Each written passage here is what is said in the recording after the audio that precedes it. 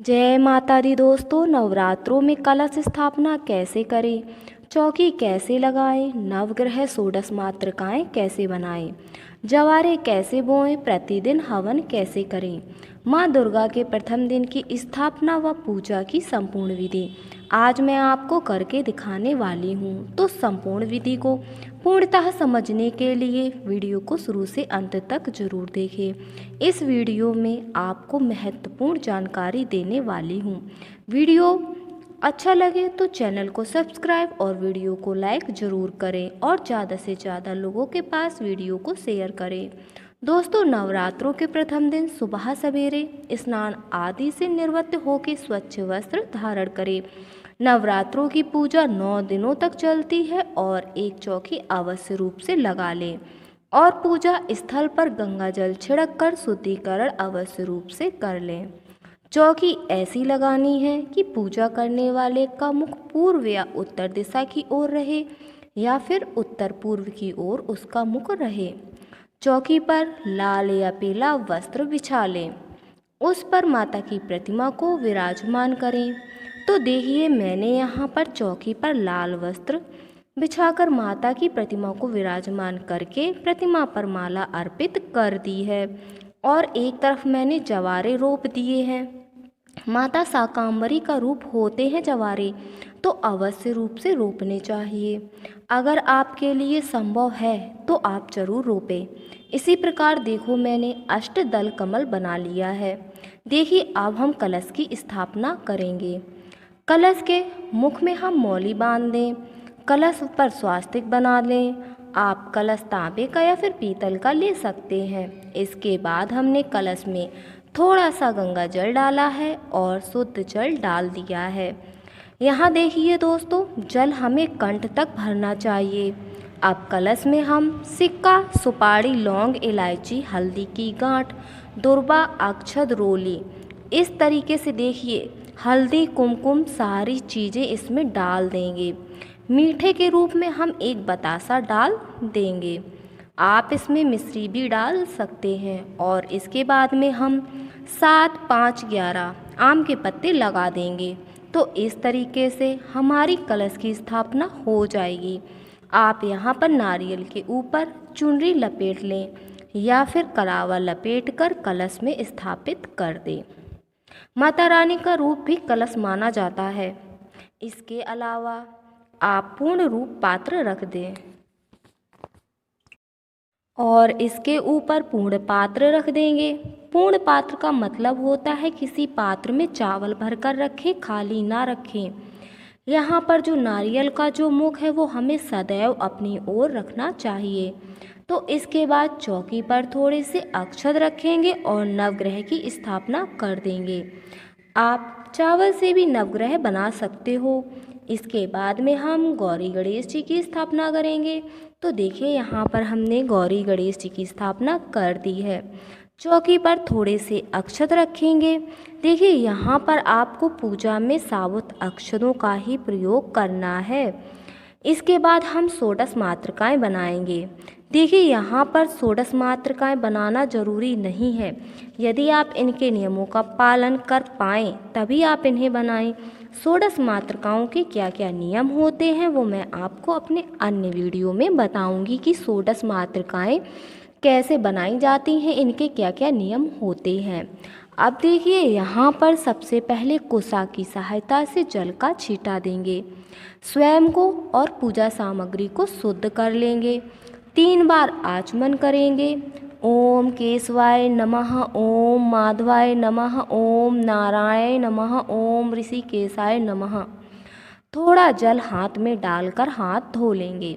हाथ में अक्षत पुष्प लेकर के अपना नाम, कुल का गोत्र, स्थान बोलते हुए सभी देवी देवताओं का आवाहन करेंगे एवं अपनी 9 दिन की पूजा व व्रत का संकल्प भी लेंगे कि हे गौरी गणेश, हे वरुण कलशदेव, हे नवग्रह, हे षोडश मातृकाओं, हे माता दुर्गा, हम नवरात्र पूजन हेतु आपका आवाहन करते हैं। कृपया करके हमारी पूजा ग्रहण करें और हमें कृतज्ञ करें एवं हमारी नवरात्रि की पूजा आराधना निर्विघ्न संपन्न हो। ऐसी हम पर कृपा करें। अक्षत पुष्प को माता के चरणों में छोड़ देंगे। इसके बाद ओम दीप नारायणाय बोलते हुए दीप प्रज्वलित कर देंगे। आप अखंड ज्योत 9 दिनों तक जला सकते हैं, तो आप अखंड ज्योत जरूर जलाएं। ध्यान से सुनिए दोस्तों, अखंड ज्योत आप 9 दिनों तक जला सकें, इसका अगर आप पूरा ध्यान रख पाएँ तभी अखंड ज्योत जलाएं। अब यहाँ हम सभी देवी देवताओं को कुश की मदद से जल से स्नान करा देंगे। आप यहाँ पर पंचामृत से भी स्नान करा सकते हैं। हम शुद्ध जल से स्नान करा रहे हैं। इसके बाद में हम वस्त्र रूपी मौली अर्पित कर देंगे और जनेऊ भी अर्पित कर देंगे। तो इस प्रकार से हमने जो जवारे रोपे हैं, तो एक तरफ हमें इनका भी पूजन अवश्य रूप से करना चाहिए, क्योंकि ये माता शाकुंतली माता दुर्गा का ही स्वरूप माने जाते हैं। और हम कलश देव माता दुर्गा का और नवग्रह का इस प्रकार से देखिए हम सभी को वस्त्र रूपी कलावा अर्पित कर देंगे। 16 मातृकाओं का अब विशेष रूप से पूजन करेंगे। यदि आपने स्थापना करी है तो सभी ये 16 देवियाँ होती हैं। तो हमें यहाँ चावल की ढेरी बनानी है। आप चाहे तो यहाँ पर सुपारी रख कर के इनका निर्माण कर सकते हैं।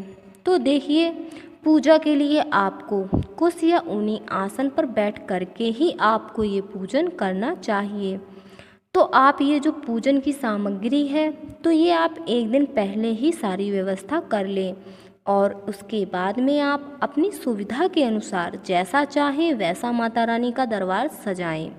तो देखिए, अब हम यहाँ सभी को तिलक कर रहे हैं। यहाँ पर सभी जितने भी देवी देवता हैं, अब हम यहाँ पर माता रानी को तिलक करेंगे। आपके पास जो भी प्रतिमा हो आप उनका पूजन करें।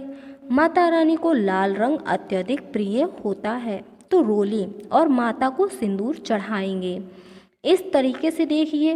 और इसके बाद में जो भी हमने ज्योत जलाई है हम उनका भी पूजन करेंगे।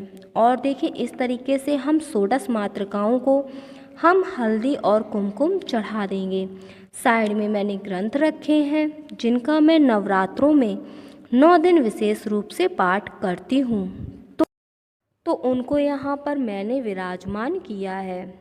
तो इनका भी हम पूजन करेंगे, तिलक करेंगे। इसके बाद हम सभी को यहाँ अक्षत अर्पित कर देंगे। यहाँ पर इसके बाद देखिए हम सभी को यहाँ इत्र लगा देंगे। तो दोस्तों, ये पूजा पूरे 9 दिनों तक चलती है। तो विशेष रूप से ये दरबार सजाया जाता है माता रानी का। तो सभी को हम इत्र लगा देंगे इस तरीके से। इसके बाद हम गणेश जी का उनको प्रिय पुष्प गुड़हल व दुर्वा अर्पित कर देंगे। माता गौरी को लाल पुष्प अर्पित कर देंगे और नवग्रह को भी हम इस प्रकार से पुष्प अर्पित कर देंगे। कलश पर भी पुष्प अर्पित करेंगे। माँ दुर्गा को भी लाल रंग का गुड़हल अत्यधिक प्रिय होता है। इसके अलावा आपको जो भी पुष्प मिल जाता है आप उसे अर्पित कर दीजिए। लेकिन लाल रंग माता को अत्यधिक प्रिय होता है, तो हो सके तो लाल रंग का विशेष रूप से ज़्यादा प्रयोग करें। तो देखिए, सभी का मैंने पूरे विधि विधान से पूजन करूँगी। अब इसके बाद में आप अब धूप दीप दिखा दें सभी देवी देवताओं को इस तरीके से। आप चाहें तो यहाँ पर कपूर की आरती कर सकते हैं। आपको जो भी आरती आती है आप वो आरती करें। गणेश जी की आरती करें। इसके बाद में देखिए, अब जो भी नैवेद्य होते हैं वो अर्पित कर देंगे। माता को हम पंचमेवे का भोग प्रसाद अर्पित कर रहे हैं और मिश्री अर्पित कर रहे हैं। माता रानी को जो विशेष रूप से भोग लगाया जाता है, तो वो लगाया जाता है लौंग और बतासे का। और उसके बाद जो भी मौसमी फल उपलब्ध हों आपके पास, उनका आप माता रानी को भोग अर्पित करिए। जो भी भोग सामग्री आपने घर में बनाई हो, तो ये फलाहारी व्रत होते हैं। तो जो भी फलाहारी बनाया हो वो यहाँ माता को अर्पित करें। अब हम जल का भोग लगा देंगे माता को। तो इसके बाद में हम माता रानी की आरती करेंगे। तो इस प्रकार से नवरात्रों के प्रथम दिन माता रानी की स्थापना करके उनका पूजन कर सकते हैं।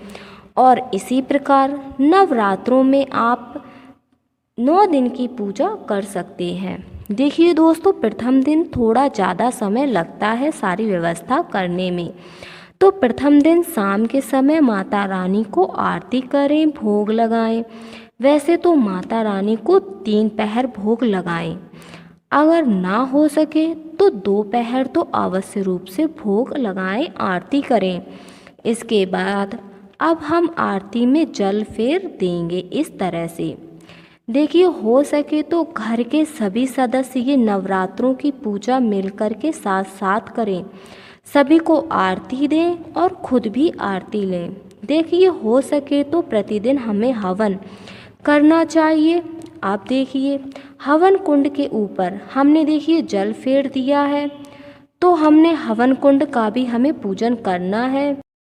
तो अब देखिए, हवन कुंड को हमने यहाँ पर ले लिया है। अब हवन कुंड का भी हम पूजन करेंगे। उसके बाद में हम अग्निदेव का आवाहन करेंगे। इस प्रकार से देखिए घी की आहुति देंगे। तो इसमें देखिए सर्वप्रथम गणेश जी के नाम की आहुति देनी है, फिर नवग्रह के नाम की आहुति देनी है, माता रानी के नाम की आहुति देनी होती है, षोडश मातृकाओं के नाम की भी आहुति देनी होती है। लौंग बतासे का विशेष रूप से इसमें भोग चढ़ाया जाता है। इसके बाद हम हवन सामग्री की 5, 7, 9, 11, 21 आहुतियाँ देंगे। ओम दुम दुर्गे मंत्र का जाप करते हुए आप आहुति दे दें। इस प्रकार से हमें प्रतिदिन हवन करना चाहिए। अब हम इसके बाद यहाँ सुपारी चढ़ा देंगे। अब हम माता रानी को पान अर्पित करेंगे। पान के ऊपर हम लौंग, इलायची, बतासा आदि अर्पित करके माता को चरणों में समर्पित करेंगे। इस प्रकार से फिर मैं उसी पान को उठा करके इस तरीके से उसी पान को अग्नि में समर्पित कर दूंगी, क्योंकि हम जो भी भोग सामग्री अग्नि में अर्पित करते हैं वो सूक्ष्म रूप से सभी देवी देवताओं तक पहुंच जाती है। तो इस प्रकार से हम माता रानी का पूजन करते हैं और पान को अग्नि में समर्पित कर देंगे। तो अब आप यहाँ दुर्गा सप्तशती का पाठ कर सकते हैं, दुर्गा चालीसा का पाठ कर सकते हैं, किसी अन्य ग्रंथ का भी आप नवरात्रों के प्रथम दिन में पाठ कर सकते हैं, कथा श्रवण भी कर सकते हैं। इसके बाद में आप दोस्तों श्रृंगार की सामग्री जरूर अर्पित करें। प्रतिदिन करना आवश्यक नहीं होता है, आप प्रथम दिन या सप्तमी अष्टमी को कभी भी अर्पित कर सकते हैं। चाहे कन्या हो, सुहागन हो, पुरुष हो, सभी माता रानी का व्रत पूजन कर सकते हैं और माता रानी को सभी श्रृंगार की सामग्री अर्पित कर सकते हैं। तो इस प्रकार से नवरात्रों के प्रथम दिन की हमें माता रानी का पूजन करना चाहिए। शाम के समय भी भोग आरती करनी चाहिए और नवरात्रों के 9 दिन हमें इसी तरह से पूजन करना चाहिए। स्थापना नवरात्रों के प्रथम दिन की जाती है और अगले दिन जो सूखी हुई फूल पत्तियाँ उनको हटा करके माता रानी को स्नान करा करके उन्हें धूप दीप भोग नैवेद्य चढ़ा करके आरती करके इस प्रकार से छोटा सा हवन किया जाता है, जिसे हम अग्यारी बोलते हैं। तो इस प्रकार से हम नवरात्रि की पूजा करते हैं। तो दोस्तों, अब आप जो पूजा होती है तो वो आपकी पूजा संपूर्ण हो जाती है। तो उस स्थान पर आप खड़े हो कर के 3 बार गोल घूम कर प्रदक्षिण करें और आसन के नीचे जल के कुछ छींटे मार करके उसे अपने माथे पर अवश्य लगा लें। तो दोस्तों, नवरात्रों के इन पावन 9 दिनों में घर परिवार के सभी सदस्य मिलकर साथ बैठकर श्रद्धा भक्ति भाव से माता का पूजन करते हैं तो इस पूजा का प्रभाव हजारों गुना बढ़ जाता है। माता रानी की कृपा आपके परिवार के सभी सदस्यों पर हमेशा रहती है। दोस्तों, नवरात्रों की आप सभी को हार्दिक शुभकामनाएं। आप सभी को वीडियो पसंद आया हो तो दोस्तों चैनल को सब्सक्राइब और वीडियो को लाइक ज़रूर करें। धन्यवाद। जय माता दी।